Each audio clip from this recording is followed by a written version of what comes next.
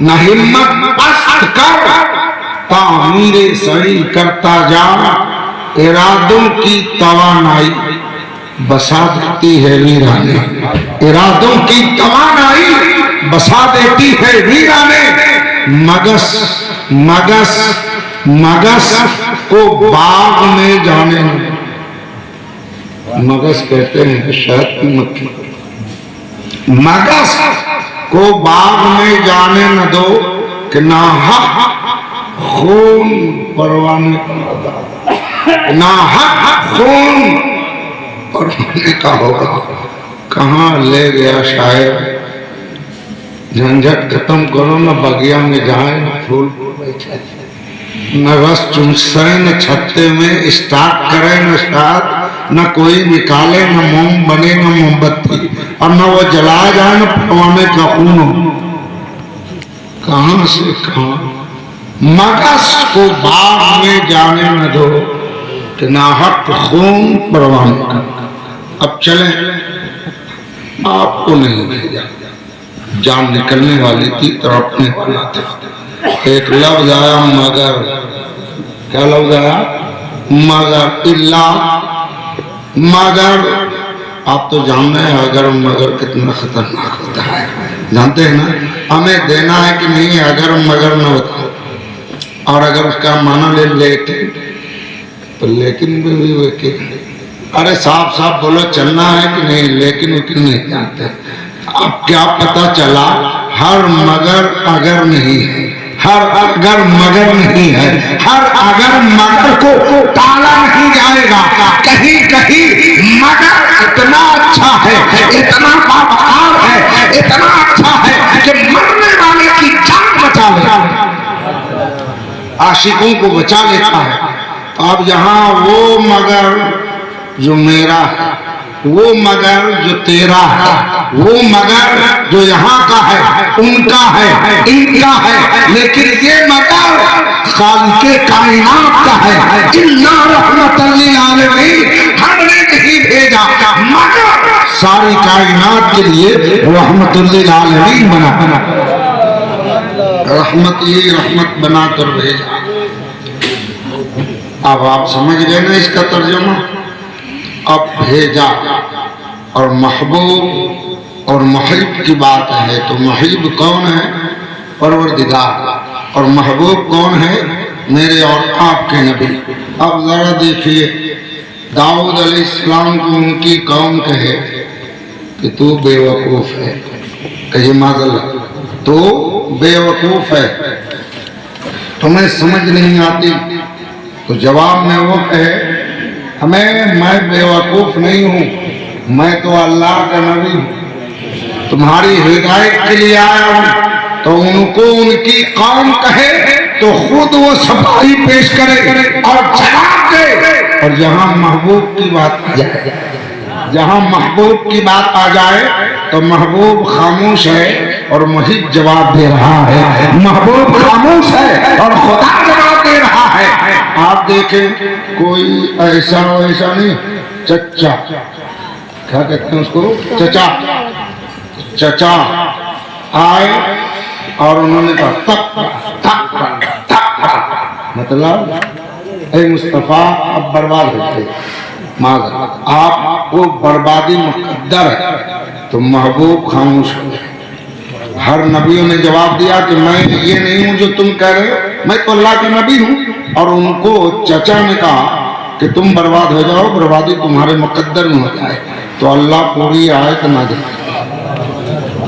महबूब खामोश है। जवाब कौन दे रहा है? अल्लाह। कहा जिब्रील जाओ मेरे महबूब की बारगाह में कह दो तब्बत यदा। उसने सिर्फ तब्बत, जवाब क्या आया? तब्बत यदा, ए अबू लहब तुम्हारे दोनों हाथ बर्बाद हो जाए। तब्बत यदा अबी लहब, और तुम्हारी जात बर्बाद हो जाए। तुम्हारे दोनों हाथ बर्बाद हो जाए, तुम्हारी जात बर्बाद हो जाए, और तुझे तेरा माल बचा न सके, और तुम्हारी कमाई। अल्लाह एक उसने कहा था, तू कई एक कह रहा है, तो कहा था तू कई एक तैयार, दोनों हाथ बर्बाद हो जाए, जात बर्बाद हो जाए, तुम्हारा माल तुम्हें न बचाए और तुम्हारे कमाई भी तुम्हें काम न आए, और यहीं तक बस न किया, मारन जाता लपट लपट मारती आग में डाले जाओगे। ये तो दुनिया में हाथ बर्बाद होगा, जात बर्बाद होगी, लपट मारती आग में डाले जाओगे। और अल्लाह ने उसकी बीवी को भी घसीट लिया, नहीं बीवी को भी लाया उसको, कहा वो मूज की रस्सी बोलो वो बीवी क्या थी मुस्तफा के लिए। और अबू लहब ऐसा वैसा बहुत मालदार था, माल का मालिक था, लेकिन बीवी कोई काम ना करे, लेकिन जंगल में जाए, खारदार शाखों को काट काट बोझ बनाए और वही मूस की रस्सी खजूर की उससे बांध कर सर पर लेके आए। मजा मिलता कि उस राह पर बिखेर दे जिस रास्ते से मुस्तफा चले, उनको चुभेगा, मुझको मजा आए।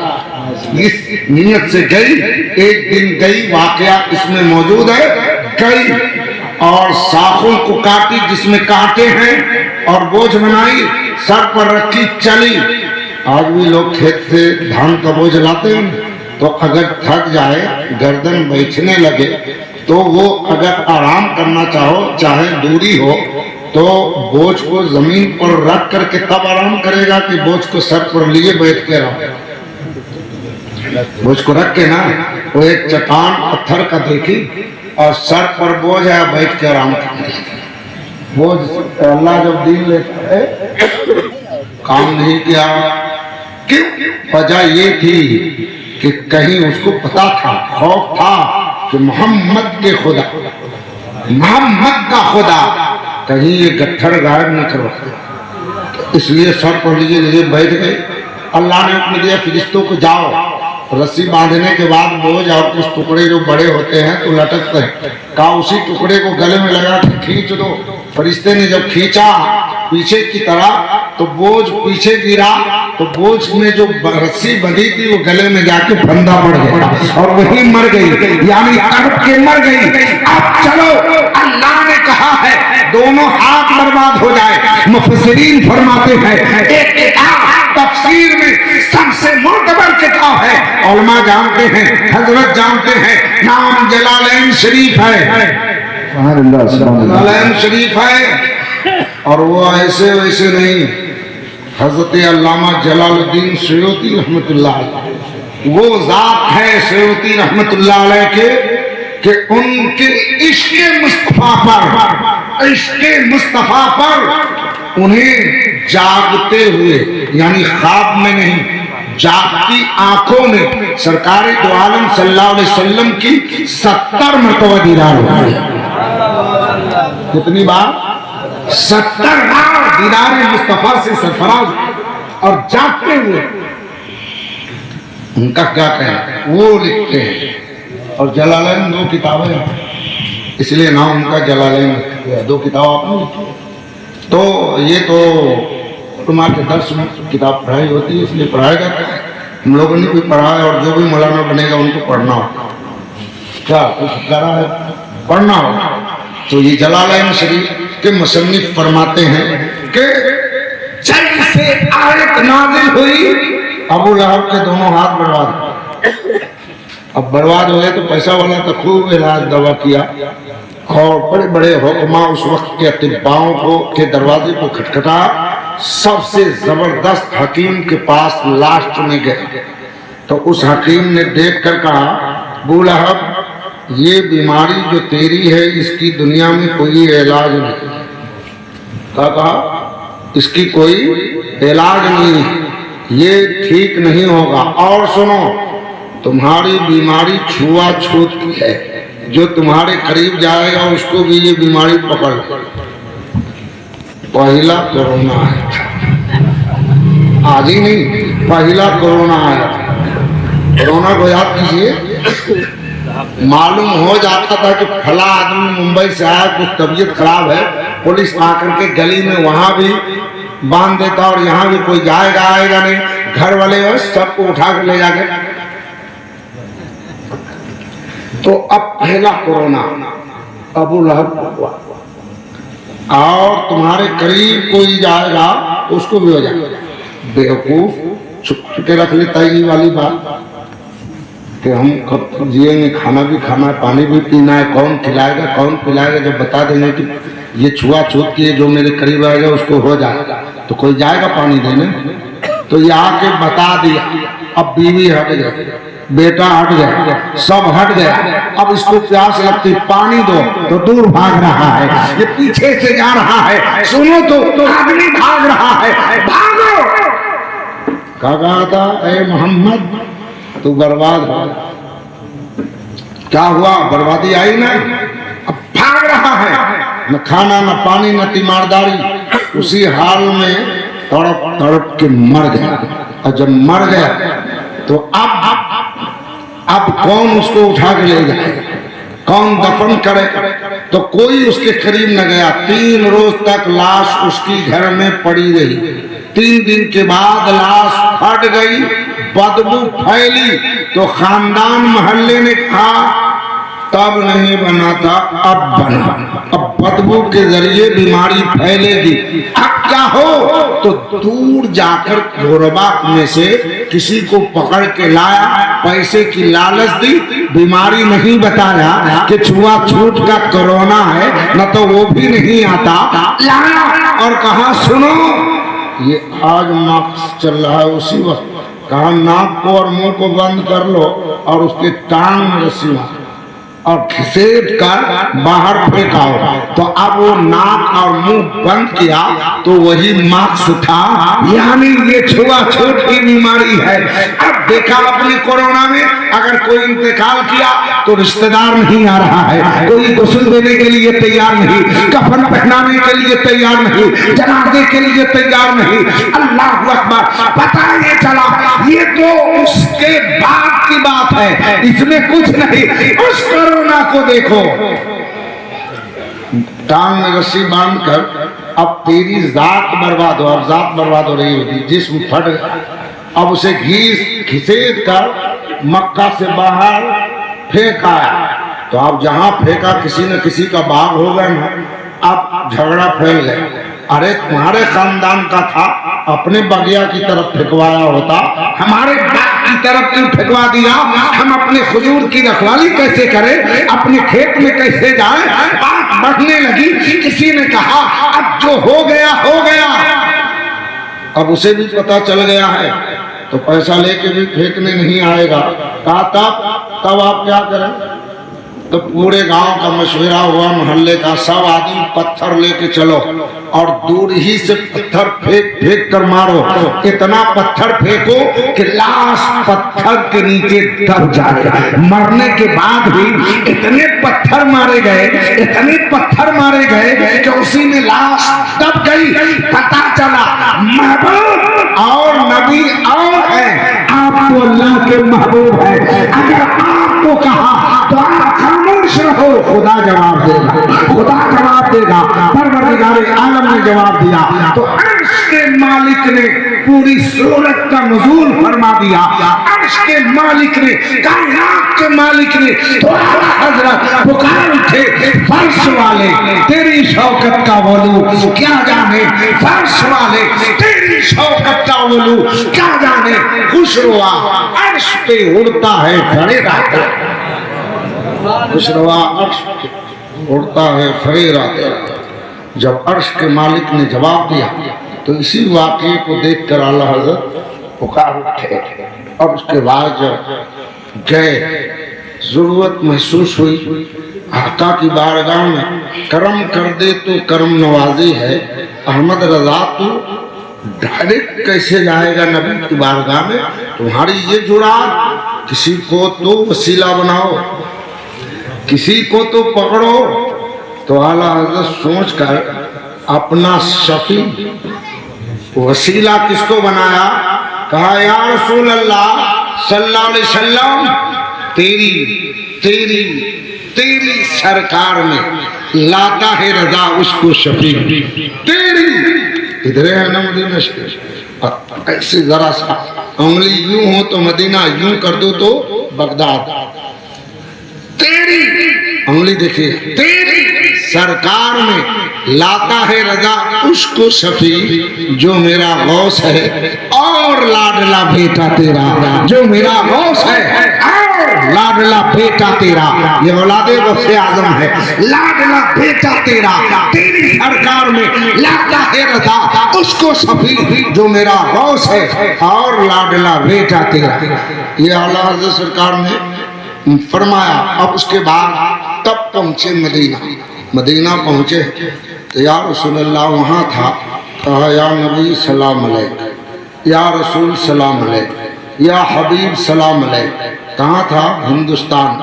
दिल ना भरा, दिल ना भरा तो मैंने कहा मुस्तफ़ा जाने रहमत पे लाखों सलाम, समय बज़ में हिदायत पे लाखों सलाम।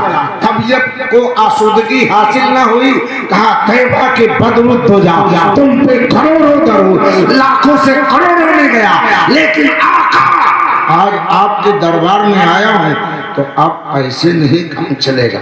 जलवा दिखाइए, दीदार कराइए, जलवा दिखाइए। रातें गुजर गई, दिन गुजर गया, दीदार न हुआ तो फरमाते हैं, गौर कीजिएगा या रसूल अल्लाह, तेरे तेरे तेरे दर से जो यार फिरते हैं यूं ही,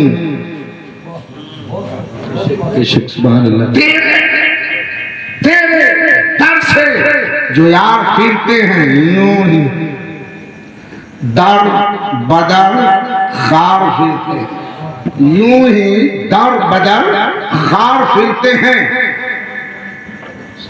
अब उसके बाद टूटने वाले थे, कहते अहमद रजा ठहर घबरा रहे, तो कहते ये दरबारे मोहम्मद है, ये दरबारे मोहम्मद है, यहाँ अपनों का क्या कहना। ये दरबारे मोहम्मद है, यहाँ अपनों का क्या कहना। यहाँ से हाथ खाली गैर भी जाया नहीं करते, यहाँ से हाथ खाली गैर भी जाया नहीं करते। हमने आपको नहीं भेजा लेकिन सारी कायनात के लिए रहमत बनाकर भेजा। तो एक बात पैदा हो गई, मौलाना रहमतुल्लिल आलमीन आपने कह दिया पूरे सारे आलमीन के लिए। तो कैसे हुए? मान लिया कि मक्का में पैदा हुए तो मक्का वालों के लिए रहमत, मदीना वालों के लिए रहमत, कुर्बो जवार वालों के लिए रहमत, या मान ले तो इस जमीन के ऊपर रहने वालों के लिए रहमत, और मान ले पर्दा करके गुंबदे खजरा में कब्र शरीफ में चले गए तो जमीन वालों के लिए रहमत, आसमान वालों के लिए रहमत कैसे होंगे? तो अब उसकी मिसाल दिया है तो तबीयत खुश हो गई। क्या मिसाल फरमाते हैं फुक़हा? इसकी मिसाल हमारे मिजाज के मुताबिक मिसाल ये फरमाते हैं कि रात में बारिश हुई, रात में बारिश हुई, बाद नमाज इशा फजर तक मूसलाधार बारिश हुई एक तरह। सुबह उठा जैद, खाया आपको कहे अपना नाम ले, जैद उठा, दरवाजे पर आया, उसके दरवाजे पे एक गड्ढा था तो गौर से देखा पूरी रात बारिश हुई है और उसमें एक बाल्टी पानी है, गड्ढा में एक बाल्टी पानी है। देखा गौर से, फिर आगे बढ़ा तो गांव के बाहर एक गड्ढा है, वहां देखा इसमें तो कई ड्रम पानी है। अरे मामला क्या है? आगे बढ़ा तो तालाब देखा, कब बाप रे बाप, इसमें तो उससे कई गुना ज्यादा पानी है। तो आगे बढ़ा तो गांव का बड़ा नहर देखा, कहा ये तो तालाब से ज्यादा इसमें पानी है, जा रहा है पानी आने आ रहा है, कम नहीं रहा, बहुत पानी है। तो ज़ौक़ बढ़ा, आगे चला। जब आगे चला तो यमुना को देखा, इलाहाबाद पहुंच गया तो देखा उसमें नहर से ज्यादा पानी है। और आगे बढ़ा तो गंगा को देखा उसमें उससे ज्यादा पानी है। तो अब उसका शौक बेदार हुआ, पवन पर बैठ गया, पवन एक्सप्रेस मुंबई पहुंच गया, हाजी अली गया, कब हाजी अली गया, वहां देखा समंदर को, दिमाग काम में किया, पानी ही पानी, पानी ही पानी। कहा जी मामला है। तो किनारे नजर गई तो देखा एक पहाड़ है और बहुत ऊंचा है, उस पर एक कतरा पानी नहीं। फौरन माथा पकड़ के बैठ गया। ये अल्लाह कोटेदार बांटे, किसी को 2 किलो ज्यादा, किसी को 3 किलो कम, किसी को इस महीने में, किसी को उस महीने में। मौलाना सदर आलम के पास जाओ तो हो सकता है इनकी तकसीम किसी को घर भर की ताबीज दे दे, हमको 2 ये ताबीज दे कि अभी टाइम नहीं है। ये तो हम दुनिया वालों की तकसीम है। मौला तू रब्बुल आलमीन है। रात भर बारिश हुई और तेरे फजलो करम की बारिश है। ये तकसीम हुई है, ये कैसी तकसीम है।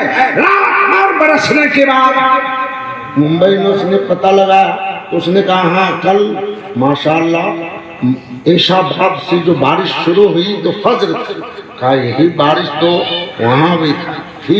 इसी तरह परवरदिगार ज़हन फट जाएगा।